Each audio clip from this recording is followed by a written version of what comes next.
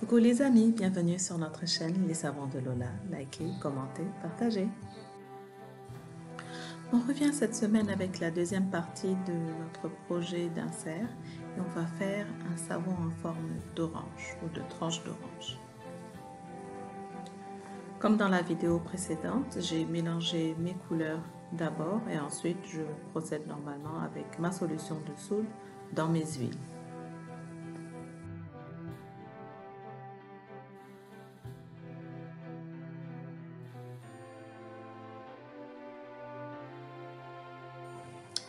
Puisque je vais faire 4 à 5 savons en même temps, j'ai besoin que ma préparation, donc que ma base reste fluide très longtemps, donc je l'amène à peine à émulsion.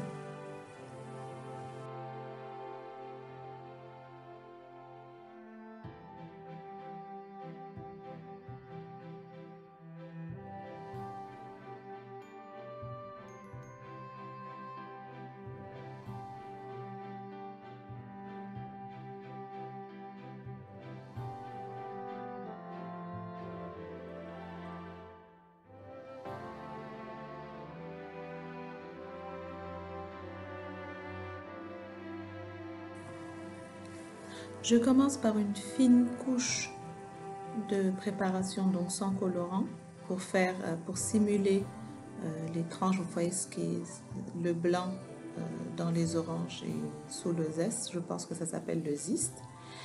Et donc j'ai versé très peu de préparation.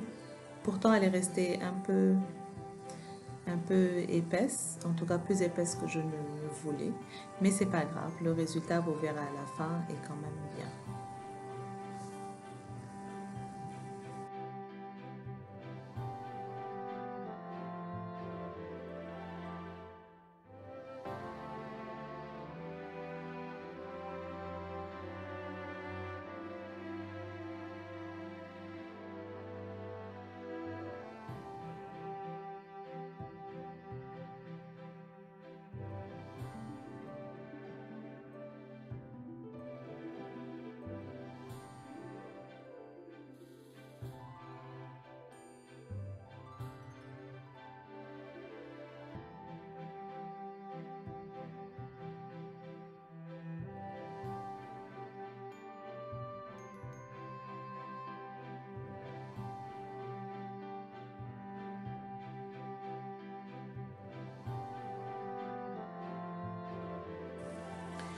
J'avais donc au préalable écrit sur tous mes moules, sur tous ces moules-là, la quantité de pâte qu'il faut.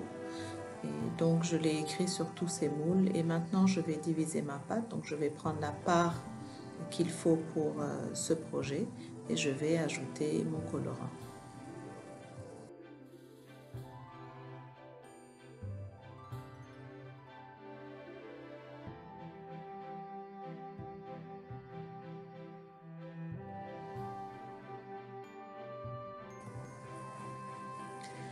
Ici, je suis déjà à mon deuxième savon et vous savez qu'avec la chaleur et d'autres facteurs comme ma recette, la pâte peut plus ou moins épaissir rapidement. Donc non seulement je mixe, je mélange avec le bras de mon robot sans mixer, c'est-à-dire sans brancher le robot, et j'ajoute aussi ma fragrance très tôt pour pouvoir travailler très très vite aussi. J'avais dit aussi la semaine passée que je n'aurais pas dû prendre ces gobelets en plastique pour faire le mélange de couleurs parce que j'ai perdu beaucoup de matière, beaucoup de colorants.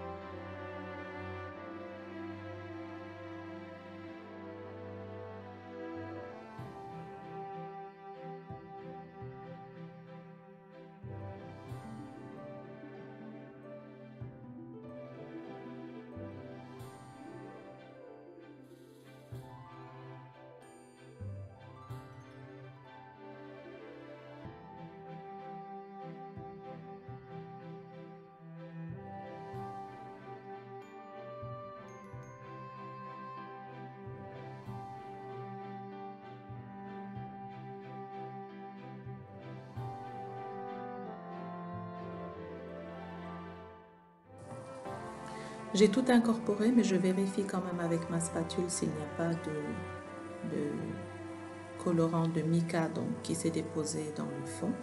Et ensuite, avec ma spatule, pendant que je verse, j'arrête un peu la chute de la pâte, c'est-à-dire que je mets ma spatule pour pas que la pâte transperce la première couche que j'avais mise.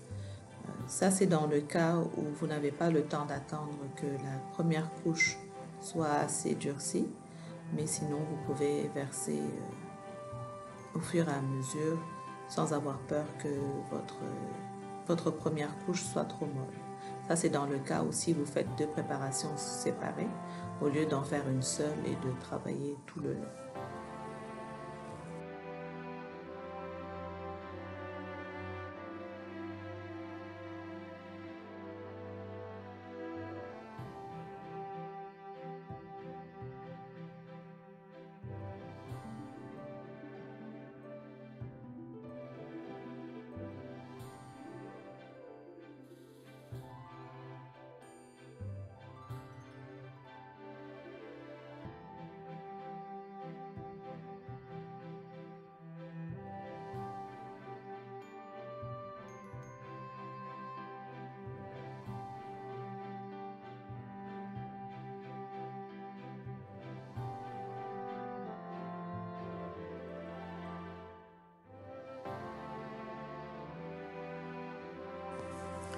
Voici donc le démoulage des savons du projet.